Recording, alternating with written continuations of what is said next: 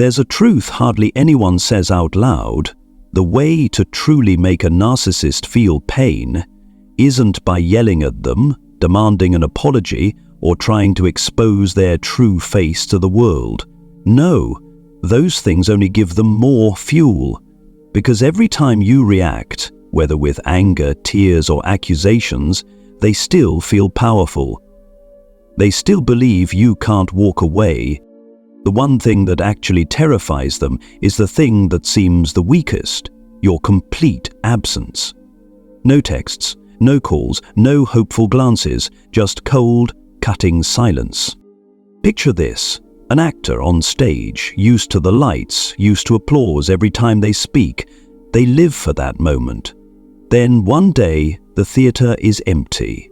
No audience, no clapping, no reactions at all. No matter how good the performance, it becomes meaningless. That's exactly how a narcissist feels when you choose silence and walk away. All throughout the relationship, they've been conditioned to your reactions. You get angry, they feel important. You cry, they feel powerful. You beg, they feel worshipped. Every single emotion you give, positive or negative, becomes fuel that keeps their false world alive. That's why they always provoke you, pushing you to keep playing their game. But once you stop reacting, refuse to play, and disappear completely, everything collapses. There's no one left to manipulate, no one left to reflect back the image they need to believe in. Your silence becomes the truest mirror, exposing the emptiness inside them. Here's the irony. While your silence throws them into panic, for you, it's the beginning of freedom. For the first time in so long, you're no longer dragged into endless, pointless fights. You have time to breathe, to remember who you used to be, and to start rebuilding the life they tried to twist. And the cruel twist of fate? What they see as abandonment is really the gift you give yourself. A new beginning, a fresh chapter free of control and illusions. And that's exactly what we're going to explore in this video, why your silence and absence are what make the narcissist collapse, and why they're also the key to finding back your lost peace and strength. Part 1. The brutal truth they never want to hear. If there's one truth a narcissist never wants to hear, it's this. The thing that hurts them most isn't when you expose them, it isn't when you confront them head-on, and it certainly isn't when you try to get revenge. What truly makes them tremble is something so simple it almost feels absurd. Your absolute absence.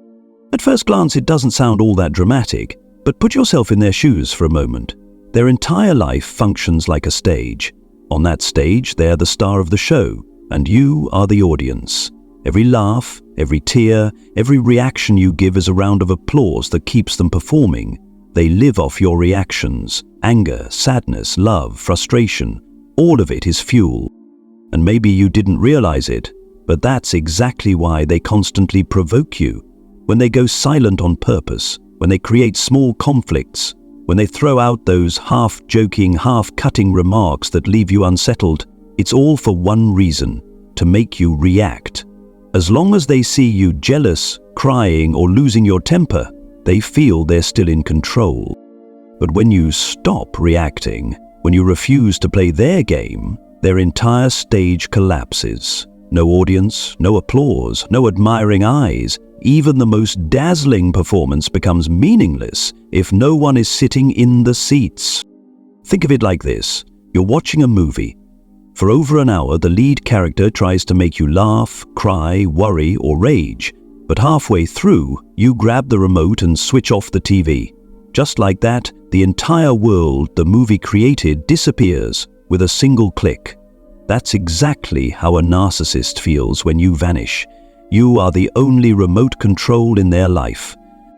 This is why so many people who've been in relationships with narcissists often say, he or she just couldn't handle my silence. Because silence doesn't just confuse them, it strips away the most brutal truth. Without you, they are nothing. Deep down, they know they're empty, but instead of facing it, they borrow pieces of you to patch the void. They copy your words, your mannerisms, even your dreams. You become the supply that hides the fact that inside there's nothing there. And the moment you walk away, every piece they borrowed vanishes with you. Here's the cruel irony. If you argue with them, they still have a stage. If you cry, they still have an audience. If you beg, they still have power. But when you choose silence, when you disappear, when you refuse to play your part in their script, the curtain falls. The main character is left standing alone in an empty theater, and they're forced to face the one thing they fear most, the truth about themselves. Maybe you once thought, I need to expose them, that's how I'll hurt them. But no, they don't fear exposure.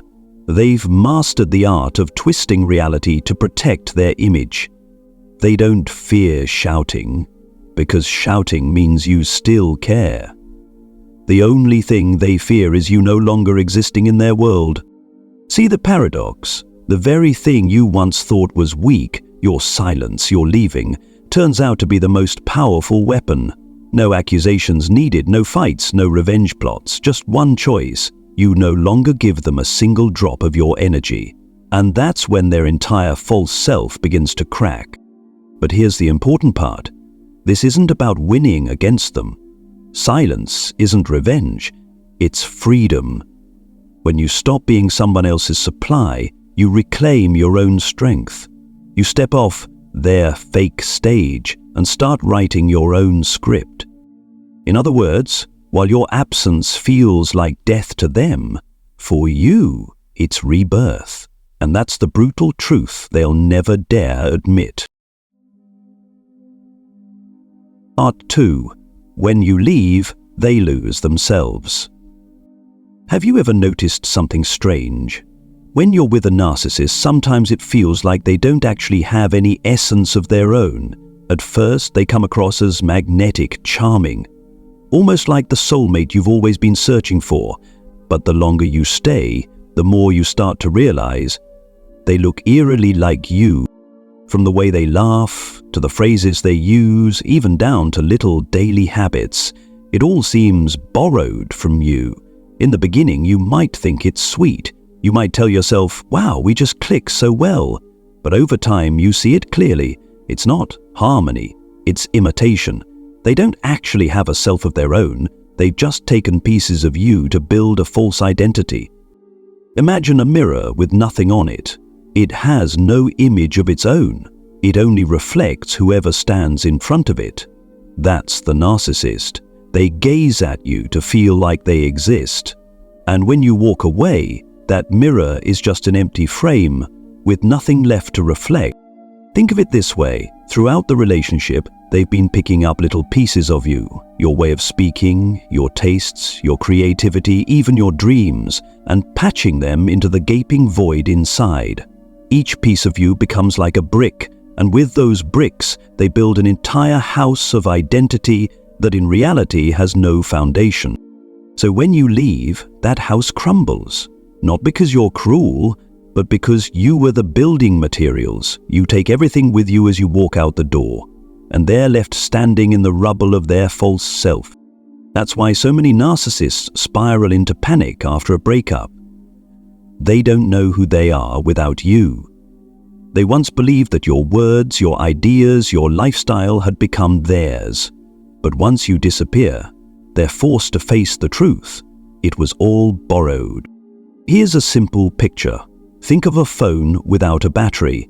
The outside might look sleek and expensive, but inside it has no power source. With you, they have energy, life, signal.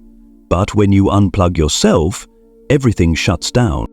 So don't be surprised if, after you leave, they do everything they can to pull you back in. Constant texts, sweet promises, maybe even threats or guilt trips. None of it is because they truly miss you or love you. It's because you are the only battery they know how to plug into. Without you, they flatline.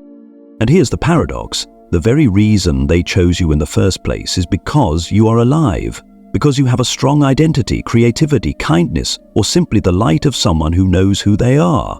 They saw in you everything they lacked. And instead of building their own, they drained it from you. But here's the trap. A bottomless pit can never be filled. The more you gave, the more exhausted you became, and the more dependent they grew. So when you finally decide to leave, the shock isn't just about losing a partner. It's about losing the entire false identity they built out of you. They lose the only foundation that kept them from collapsing. And what about you? At first, yes, it hurts. Walking away from a toxic bond is never easy. But here's the truth. While you're only losing an illusion, they're losing their entire existence.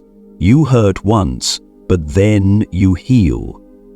They hurt endlessly because they're left staring into a void that can never be filled. And here's what you must remember. Your silence isn't some mind game of revenge. It's the only road back to your power. It forces them to confront the reality they've been running from. When you walk away, you find yourself again, and they lose themselves. Part 3. The collapse that cannot be avoided. There's a question many people ask after leaving a relationship with a narcissist. Does my silence really change them?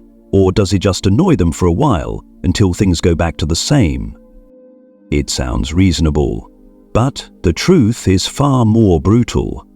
Your silence doesn't just annoy them, it pulls them into an existential crisis, a collapse they cannot escape. Picture this. Their entire life is like a tightrope act. They're not balancing because they have real skill, but because someone down below is keeping the rope taut at just the right tension. That someone is you. Every time you argued, cried, or reacted, you were unconsciously keeping that rope tight. But the moment you walk away, the rope goes slack, and their performance ends in a wobble and a fall. What terrifies a narcissist most isn't being left. It's losing the supply that keeps their mask intact. Without your reactions, they're like a puppet with its strings cut, falling to the wooden floor with nothing to hold it up. At first, they may thrash around, scrambling for a new audience. They'll rush to find another supply, someone else to reflect them back to themselves. But the truth is, the harder they chase, the more the emptiness inside begins to show.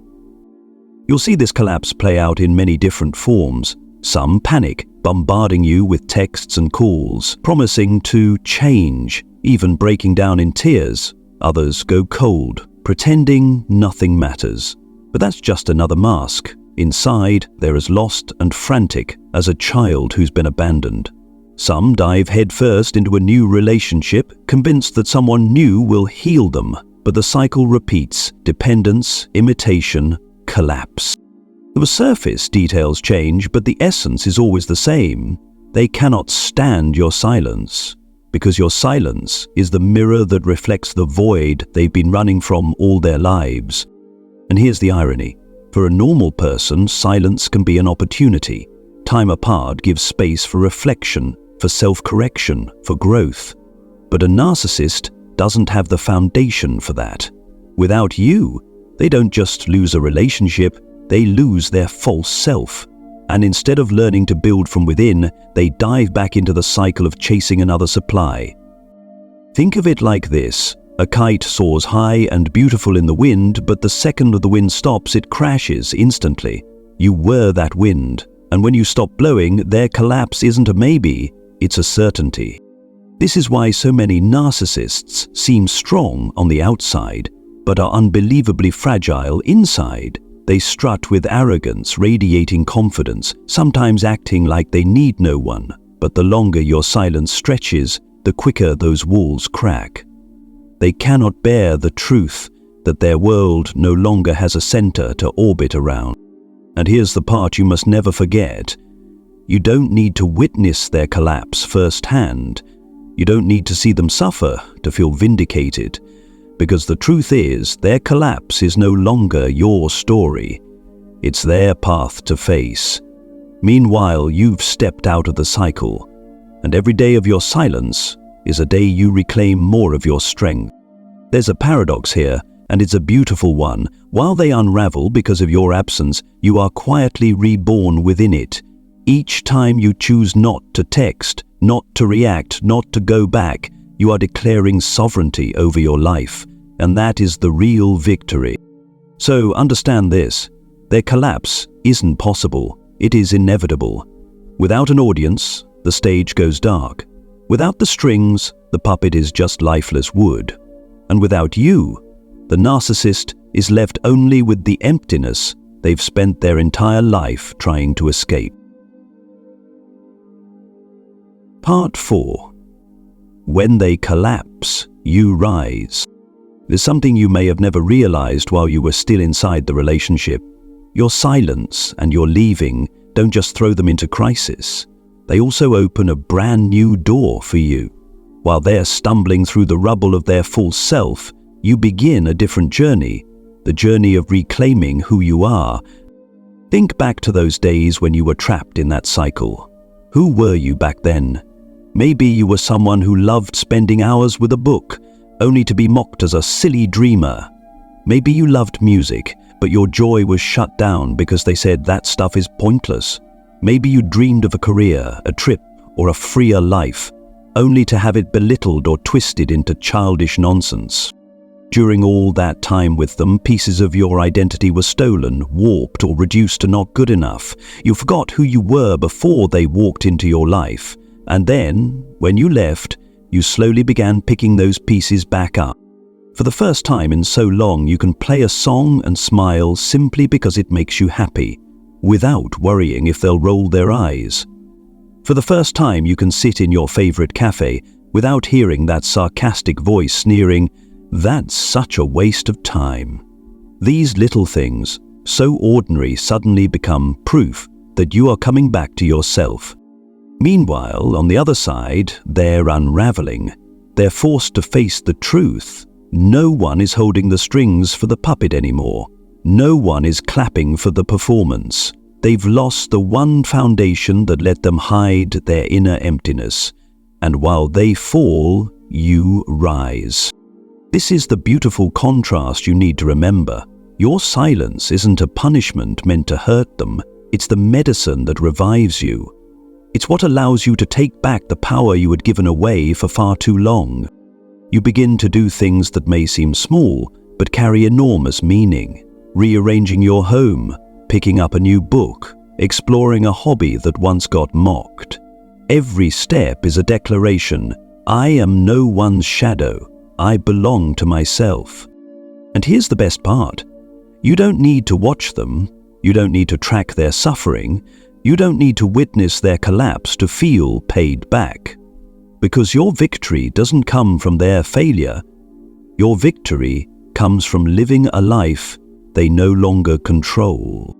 Think of it this way. Once you were like a person locked in a dark room, banging on the door, crying, waiting for someone to let you out. But one day you realize the key was always in your hand. You unlock the door, step outside, and see the light. Meanwhile, the one who once kept you locked inside is now trapped there themselves, left to face the darkness they created. That's the fundamental difference. When they collapse, you rise. When they lose their way, you find yours. When they fall into the void, you step into a life full of meaning. And here's what matters most. You don't need to prove this to anyone. You don't need to flaunt your newfound freedom. You don't need to show them how happy you are. Because true freedom doesn't need an audience. It only needs you, living authentically as yourself. When you start doing the things you love again, when you stand tall in your own light, that's the moment you've won. Not a victory over them, but a victory over fear itself, over the self-doubt they once planted in you. While they keep scrambling for a new supply, you gradually become the fullest version of yourself. And the irony? Every time you live more authentically, they lose another piece of the power they once held. You don't even have to do anything. Just by living your truth, they've already lost. So don't think of your silence as emptiness. It's a choice, it's a statement. I've stepped off the stage. Now I live my own life.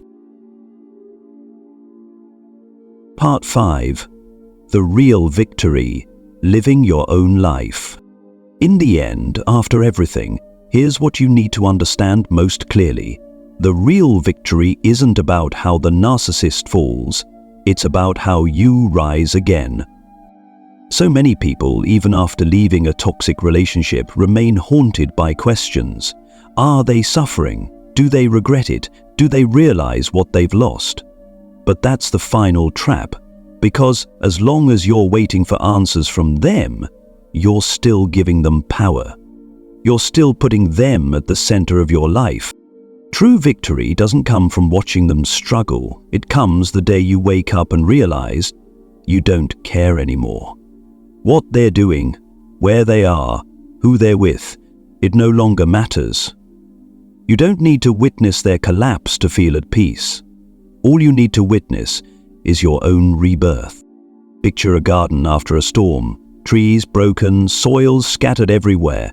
At first it looks devastated, but with time new shoots begin to sprout. A small flower blooms, a ray of sunlight breaks through. That's you. You are no longer the ruined garden. You are the garden reborn, stronger and more vibrant than ever before. And the beauty is this: every step you take for yourself becomes a quiet declaration. I've left that darkness behind.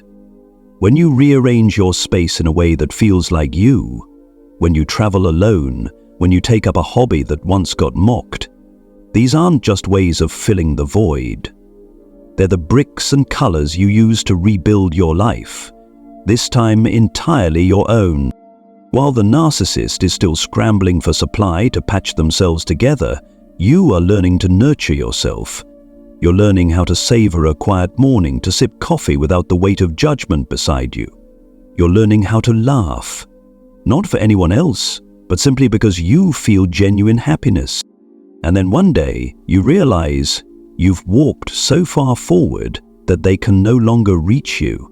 The insults, the mind games, the hollow promises, they've all become nothing more than distant noise, with no power over you. That is the real victory. You don't need revenge. You don't need to prove you're stronger than them. You just need to live, and when you live fully, that in itself is the loudest answer you could ever give. Remember this: true freedom isn't noisy. It doesn't need to be flaunted. It is quiet, yet undeniable, like the morning sun. Needing no applause, it still shines brilliantly, still warms the entire sky. From this moment forward, your life no longer revolves around what they think, what they do, or how they feel. Your life revolves around you, your joy, your dreams, your journey that no one has the right to manipulate. That is the real victory, living your life, not as a copy of someone else, not as anyone's shadow. And as you walk that path, you'll discover something both ironic and beautiful. While they keep losing pieces of their false self, you keep finding the real pieces of yours. While they remain trapped in the endless loop of seeking, taking, and losing, you've stepped out of the game and begun a new life, free, peaceful, meaningful,